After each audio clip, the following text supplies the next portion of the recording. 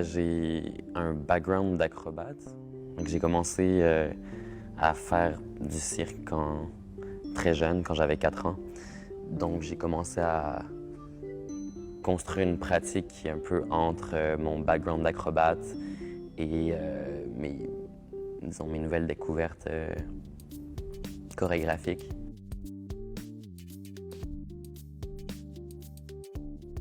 À la base, c'était vraiment mon but, c'était vraiment de un peu sortir des conventions, trouver un mélange entre la danse et l'acrobatie.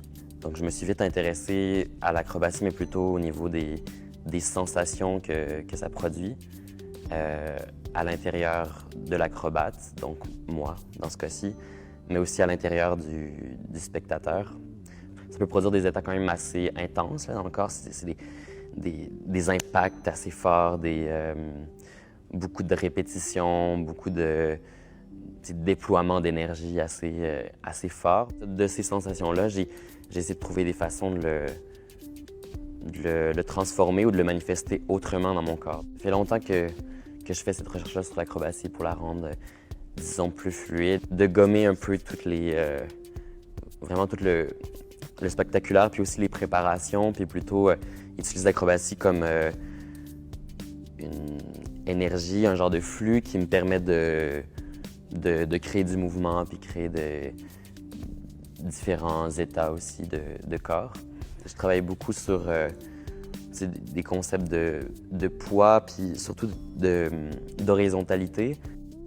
De ne pas mettre de hiérarchie entre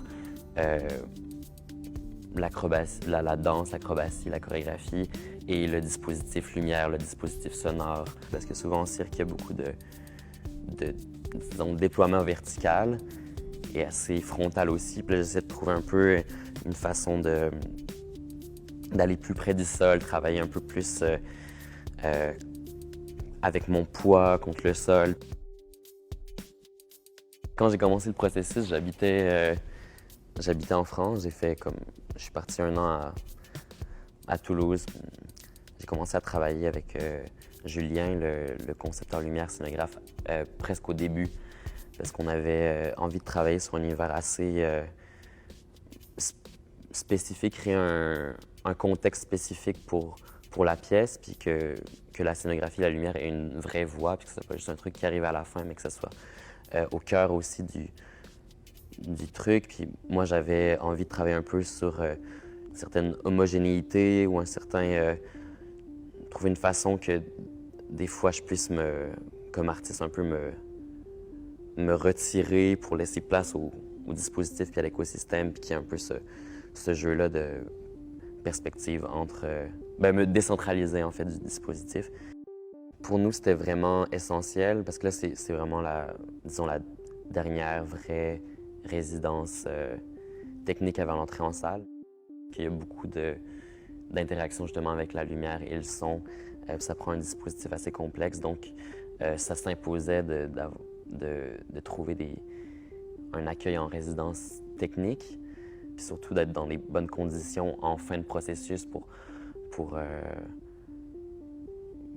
pouvoir justement pas trop faire de compromis artistiques, mais aller pleinement dans le propos artistique qu'on veut donner.